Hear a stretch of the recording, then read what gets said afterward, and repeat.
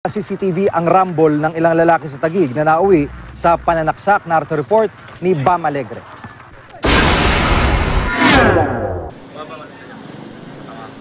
Sa kuha ng CCTV ng Barangay Central Signal sa Taguig City, January 18 ng madaling araw, makikita ang tatlong lalaki na nag-uusap. Maya-maya, ilan pa ang nagdatingan na isa-isa rin namang nawala hanggang dalawa na lang ang natira. Habang nag-uusap ang dalawa, nagbalikan ng mga lalaki pero tila may tensyon na. Ilang beses tinulak ng isang dumating ang lalaking nakasombrero. Kalaunan, makikita ang pag-zoom in, zoom out, pagpiit sa kaliwa at sa kanan ng CCTV. Ibig sabihin may CCTV operator na nakakakita sa nagaganap ng sandaling iyon. Ilang sandali ang lumipas, may dalawang dumating at muling nagkaroon ng tulakan. Hanggang tila uminit na. Ang ibang nasa lugar paikot-ikot lang hanggang sa nagsuntukan na ang dalawang kanina'y nagtulakan. Walang umawat hanggang tila nagkaroon ng kampihan at ma-corner ang isang grupo na hindi tinigilan sa pagbayo ng mga kalaban. Sakto ng tila may bumulagta na, dumating na sa sasakyan ng barangay. Nakita na rin sa video ang marami pang residente na isa-isang naglapitan sa pinangyarihan ng gulo.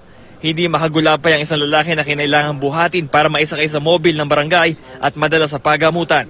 Ang biktima na kinilalang si Jomark Malsi, 21 anyos, nakaburol ngayon sa kanilang bahay dahil sa tinanamong saksak ng ice pick bunsod ng insidente. Sa partikular na bahaging ito ng Martinez Street nangyari ang insidente, Lunes ng madaling araw, at ito nga ay nahagip ng CCTV camera na iyon. At dahil nga rumble na yung nangyari sa pagkakataong yon, hindi pa rin klaro kung sino o kung sino-sino ang dahilan ng pagkamatay ng biktima.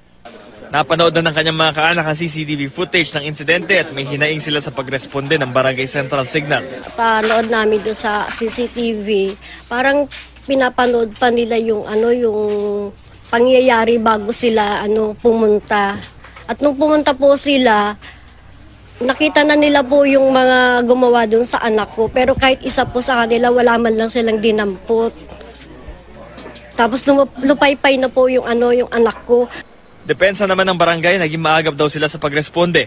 Hindi raw sila naghintay ng ulat sa radyo at nang makita nila sa CCTV na may kinukuyog ng biktima, agad daw sila nagpadala ng mga tanod.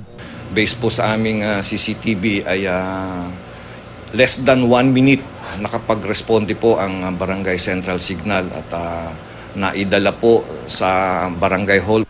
Gayunpaman, balak pa rin daw ng pamilya na ireklamo ang barangay dahil sa insidente. May nakuha rin silang pangalan ng suspect sa pananaksak kay Jomar at makikipag-ugnayan sila sa mga otoridad para magsampa ng kaukulang kaso. Bam Alegre, GMA News.